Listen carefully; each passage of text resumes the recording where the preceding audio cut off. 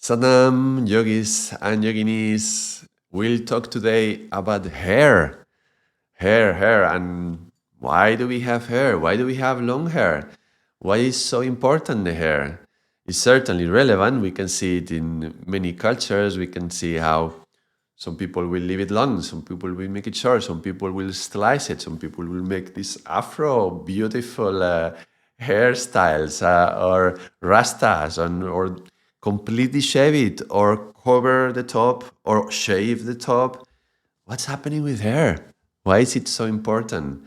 And particularly, it's very interesting because it differentiates us from animals a lot. We have a long hair, and animals don't tend to have long hair. And we lost a lot of our hair, and animals didn't. Why is all this?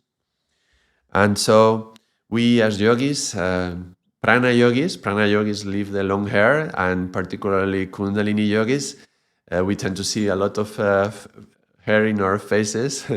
So even the very word Kundalini, right? Kundalini comes from Kundal, a lock of hair of the beloved. So Kundalini yogis is hairy yogis, really? So what's this about? What's the matter with hair? So we're going to talk a little bit about scientifically why do we understand that humans have longer hair in the head than in the rest of the body, and why we lost some of the hair in the body, and how would that be relevant from a yogic perspective? What is the yogic perspective, and what science has to say about that? So let's explore this. First of all, it's very unusual in an animal to see that they lose their hair, to lose the hair in the body. We do see that in a very few animals, like hippos, and I think there is like, what is it called? Mole rats, that are bald. But it's certainly unusual. Most animals, most mammals, have hair in the body, like fur. And there is a reason for that. There is a reason for everything. Nature has its reasons.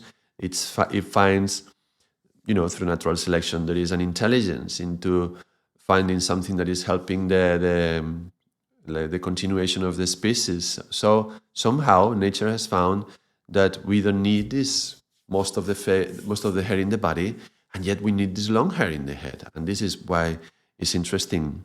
It is said there is a number of theories. We don't exactly know why, but why did we lose the hair in the body?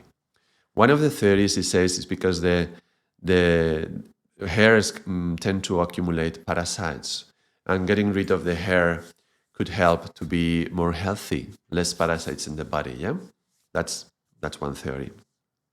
Another theory is the theory what they call the aquatic ape. It is studied how there's a good possibility that humans evolved from primates, but there was a phase in the evolution that we went through water, and we were living in water, and we were swimming in the water, and there was a number of human mechanisms of the hair, like touching something like cold water and the hair raising up. There's a number of things that seem to indicate that this could be possible or reasonable to think that we are aquatic apes.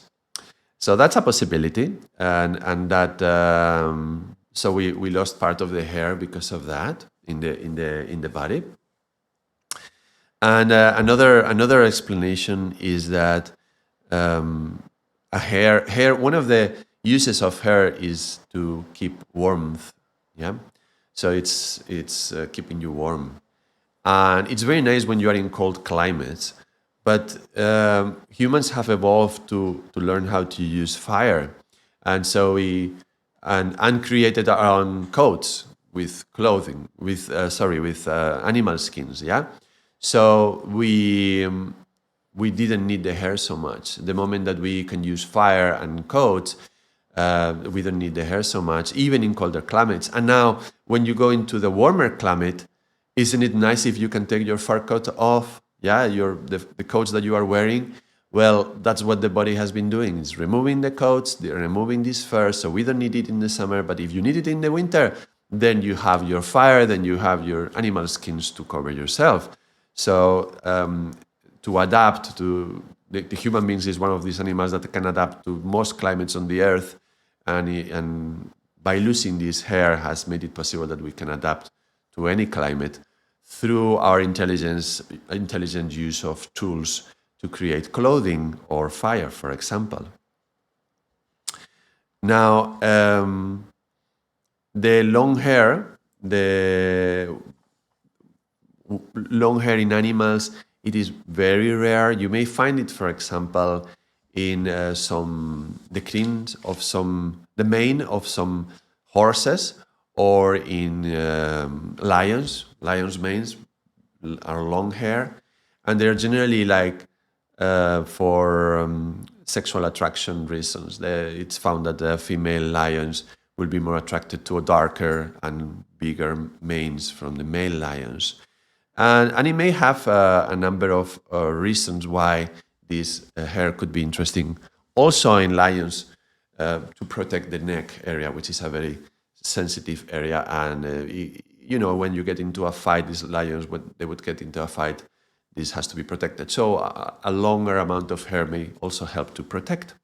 This is some of the things I found. I just did a little bit of research over the internet for this video and for my interest to see what science has to say about possibilities. But what about long hair in the head? That explains why we lose this hair, but doesn't explain why the long hair is in the head. So it could have also the sexual attraction factor could be very strong in humans as well. We certainly use our hair in our cultures we stylize it as a tool to sexually attract our partners. And it's a sign of virility and strength and strong nervous system. So having a long hair could be an indication of the healthiness of someone. Even though in the evolution of society through different moments in time, there has been moments when actually baldness would be more appealing, or even shaving would be more appealing because you can see better the facial expression. But when it's a fashion, it's a concept of fashion, then it goes by phases. And, we see a lot of beards nowadays. Yeah, they have been for the last years coming back, and it's another sign of virility or, sexuality. Anyway, that's one theory. In this theory of the aquatic ape losing the hair in the body for swimming would not explain why the long hair in the head, but actually the very same theory says, well, you would carry your babies in the back and they could hold onto the hair in your head while you are swimming. So that's interesting. I don't know how much of this theory is true, but there is a number of theories. So let's explore them. Now, keeping the hair on the head could have a very, very clear advantage, which is that the head holds the most important organ in the body, which is the brain. Now, having the head up can have both an advantage in hot climates and in cold climates. In a cold climate, it's very obvious because the hair can hold the warmth, and so it would keep the head warm, and that's good to protect the head. And actually, we find that we lose a lot of temperature of the body through the head. So keeping the long hair would help for that. And in a very hot climate, you would have a natural hat. You could utilize it like a natural hat, and maybe even the usage of a turban. And today is more about hair; it's not about turban. There's many traditions in the world, many cultures which cover their hair, and certainly you can find this in, for example, those tribes who would live in the desert, right? So the turban is useful for that. And there is another thing why it is believed that the hair could be interesting, and it's called touch sense, situational awareness. It's about our sensitivity, which is much more in line with our understanding from the point of view of yoga. So let us see an example in nature. Let us see in a little, I don't know how nice can I make this face. I want to draw a little cat, and we will see.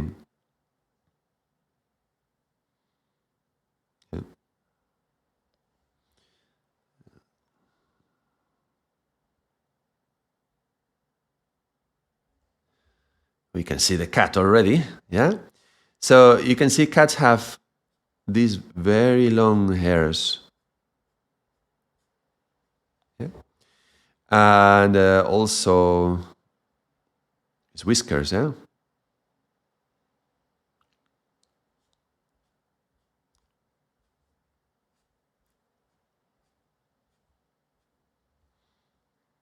This is our cat, yeah?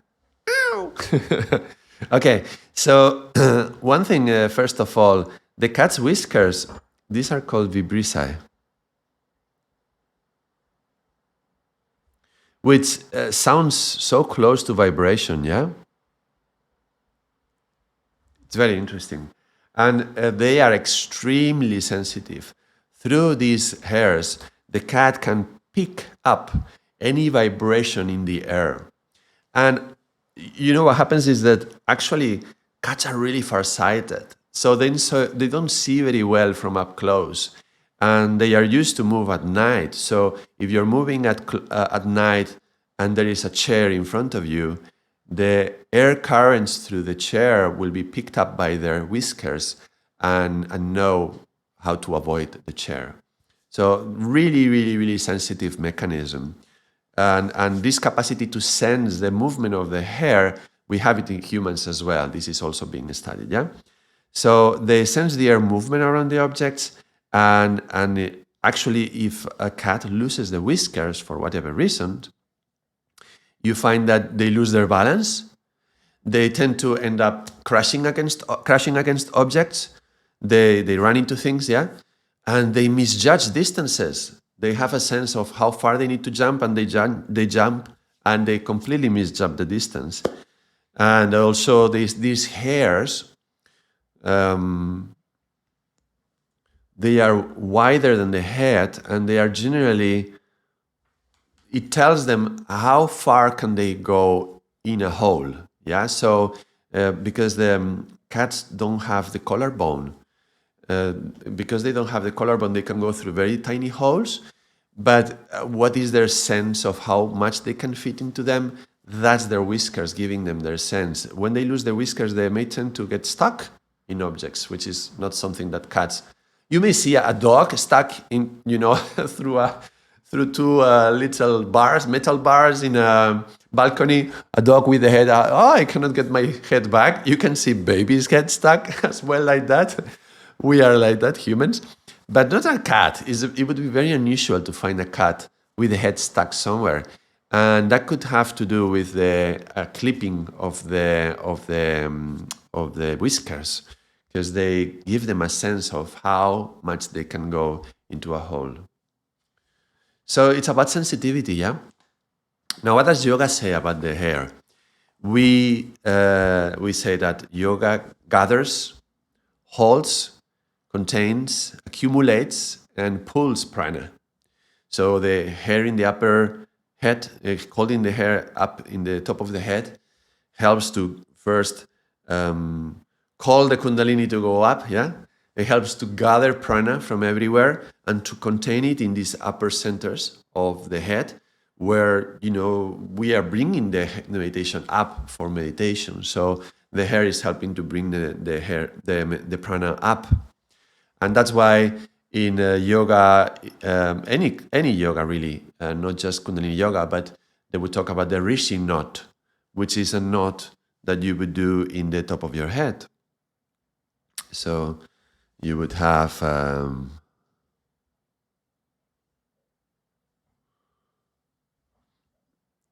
you would tie the knot around the bindu. It would be connected to the secretion of amrit, and wanting the amrit to descend, wanting the kundalini to ascend. I have another video about amrit. If anyone is interested, you can watch it in my channel. men and women, they may have different position to tie the hair according to Kundalini Yoga as taught by Yogi Bhajan. In the classical Hatha Yoga, it would be just tied in this point around Bindu. But certainly one of the things that we say why we need the long hair is because apart from this concentrating prana, it becomes like an antenna. Yeah, let's see, something like this. And we are emitting or we are receiving signals. It's like these signals from Guru. Yeah, they are very subtle radio, and we need to pick it up. And we need a very strong antenna to pick this very subtle radio. And the hair can pick this frequency, this very, very small frequency. And the hair in the chin is to cover the lunar center here, which is associated to emotions, our balance, emotional balance. Yeah, women have 11 moon centers, men have only one moon center, and so we need this hair here to charge the prana, to keep a good electromagnetic field around this point in charge of the emotion. This is a very emotional point. When you see a little baby, sometimes, or a little girl, trying to manipulate their parents, they will pretend to cry. Sometimes they are faking it. But if you see that the little child, you see that when the chin starts to vibrate, it's for real. They are not pretending. They are truly emotional. They are feeling it. There is something wrong, yeah? So this is a good tip to know when they are feeling it or not. And this vibrates. So this is in men, we have it covered, and it is said that this helps to hold the vibration in your emotional self, to keep a balance in the emotional self. And I am a scientist, I am a yogi, and I like to experiment. And many years ago, I did my experiments, and I tried 40 years, 40 days with beard, 40 days shaven, 40 days with beard, 40 days shaven, and I didn't want to shave anymore afterwards. I realized the difference is huge difference. The hair is made of protein as well. When you shave, because the body wants to generate that hair because of all the benefits it has, it asks for more protein. So if you're a vegetarian and trying to keep a balanced diet as a vegetarian, when you are new to vegetarian lifestyle, one of the first things is, how do I do with the protein? Because I'm not eating meat, right, or fish. So if you don't cut your hair, you don't need that much protein. At the moment that the hair stops growing, because it will stop at some point naturally, then the body is not asking for so much protein. While if you are like shaving constantly, the body needs to recreate that hair because the body believes it's needed. And there's a reason for that, yeah? So I did my experiments, and I welcome everybody to do their experiments. I don't invite anyone to shave their head because that's a long time to make it grow. But something that you can experiment with is the length of the hair. You can leave it uncut, leave it hanging, and then tie it up in a rishi knot, and meditate 40 days with the hair up, 40 days with the hair down, 40 days up, 40 days down. And you will have a feeling, a clear difference on what's the difference between one and the other. And we ask to do 40 days because one day you may be just feeling bad, or you may be feeling fantastic, or maybe somebody's birthday and you have a party and you're feeling great, and you don't want to associate the experience of that day with the experiment that you are doing. So because so many things in our life change, keep the one thing stable. Hair up or hair down, 40 days, and see what happens. Now, we talked about this hair like an antenna, but what does science have to do? What does science have to say? If we talk about hair as a channeling energy and electromagnetic fields and an antenna, like to pick up radio and to emit our waves. What does science have to say? And actually, initially, it's thought of hair like a very bad conductor of electricity. Actually, like almost like a good insulator. Yeah. So this could disprove that it has anything to do with electromagnetic fields. But actually, there is very recent research that I found, and I would like to share with you, on actually taking little hairs and studying them while they are alive, even in vitro, and also once you pluck them, notice what is happening with the hair, and particularly the hair follicle, because the actual hair, the part of the hair that is outside of the body, this is dead cells, but inside is very much alive, and it has its own vessels, it has blood around the follicle, and it has sensors for the vibration, whatever is happening in the hair outside. In the hair outside, it is sensed inside. So the hair is very much a thing that is alive, and that's why we don't cut it. We do cut our nails. Our nails are completely dead. There's no alive cell in the nails, and the protective reasons why we have them, most of them, they are unnecessary anymore. Yeah, it's more like an inheritance as animals. But the hair is alive. There is this field around it. And I just found this interesting research. Let me share with you this research. This is published in a journal, in a medical journal, a Nature and Science journal. It's a good journal. Demonstration of demonstration of inherent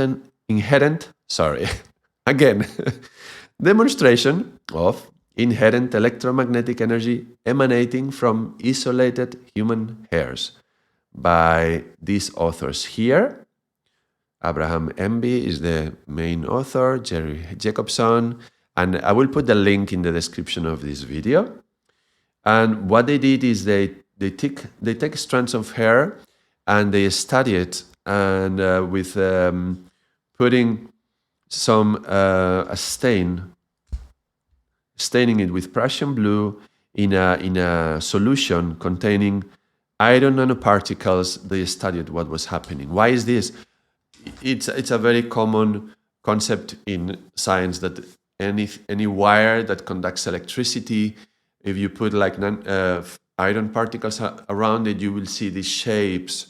You may have seen these experiments, yeah, with iron ferromagnetic material, and then you see all these electromagnetic fields around it. Yeah, so these fields are around it. If this is a paper and you pass the thread through the paper, then you will see the waves around here. Yeah, and how do you see the waves? You put little dust of iron filings, and you will see the iron will rearrange itself into these patterns, showing that there is a magnetic field around it. So they put a solution with these nanoparticles of very, very small diameter, very small nano, and they stain them. And what happened is quite spectacular. By the way, this is a research from 2015. It's quite new. And what happens is that actually, not only they are good conductors, the follicle of the hair, it's actually emitting electromagnetic energy.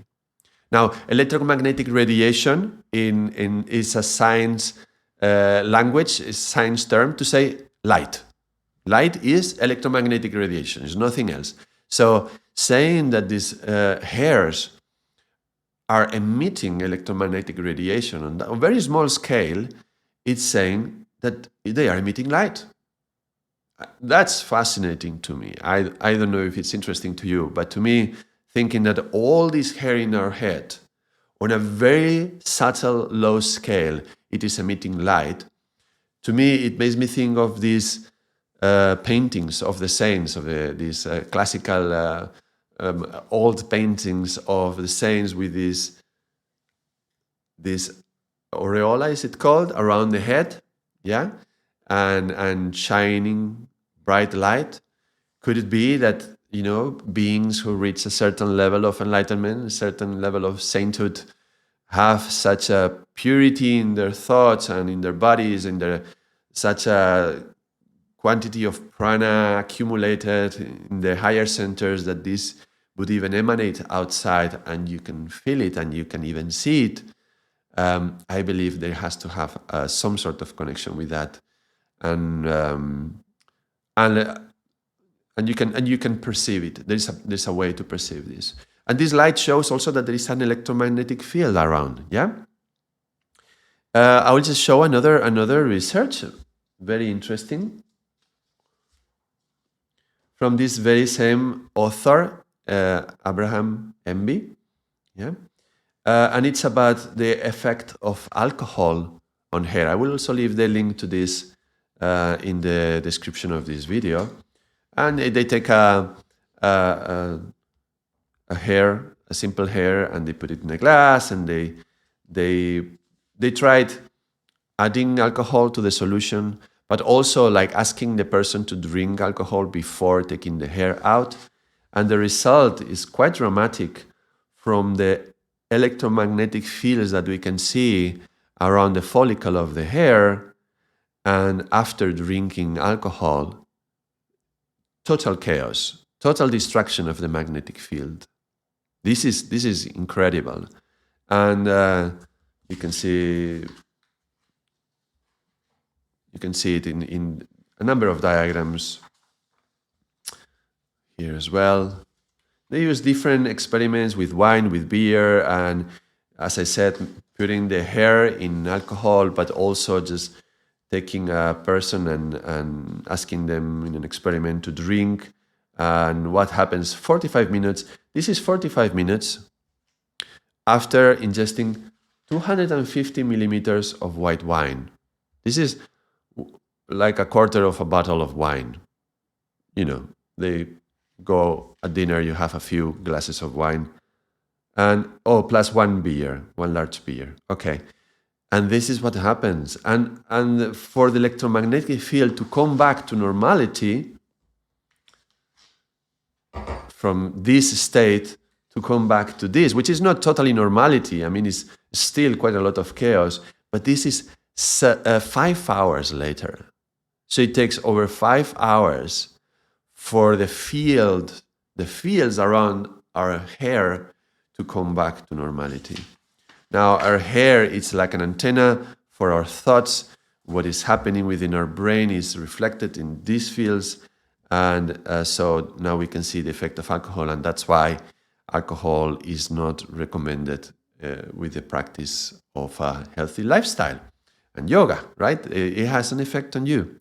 And even when they say, just have a glass of wine with the meals, well, there's other ways to get the antioxidants or the benefits that you get from the wine. You can get them in other ways without the need to disturb the electromagnetic field. And there is this principle in yoga that we say, don't consume anything that is going to affect your consciousness. Let you raise your consciousness by your own self, by your own practice, without the need of anything external. So here it is, a slightly shorter video, only half an hour. I tend to do videos that are long, slightly shorter, on light being emitted on our hairs and the electromagnetic field around light, and confirmed by science. So now we have a confirmation to have good excuses to not shave our hair. So shaving our legs, shaving our armpits has a disturbant effect on our electromagnetic field on our legs and on our arms. It is said to have a very strong impact on the glands, the armpits linked to the glands. And so all this is connected. But again, yoga is about experimentation. Why not? If you have already shaven, if you have never shaven, why do it? If you've never cut your hair, then I wouldn't recommend, just for the sake of experimentation. But if you have already shaven before, you cut your hair before in the past, do the experiment. If you're a man, try shaving the beard 40 days with, 40 days without. Man or woman, long hair, down, tied up, long, tied up. If you have long hair, if you don't have, then okay, whatever. If your genetics didn't give you long hair in the head, then what you do? Everything is perfect, and your body is perfect as it is. But if you do have the hair and you are cutting it, just experiment keeping it tied up and see how it feels. And when you know it, as usual, write it in the comments. Let us know. Write your experiments. Did you already do the experiment? Did you try covering the hair, uncovering the hair, covered with a turban, covered without a turban? All these things have an impact. And as usual, don't believe us. Make the experiment and test it out for yourself. Like, comment, subscribe as usual. Thank you very much. Naam. Until next time.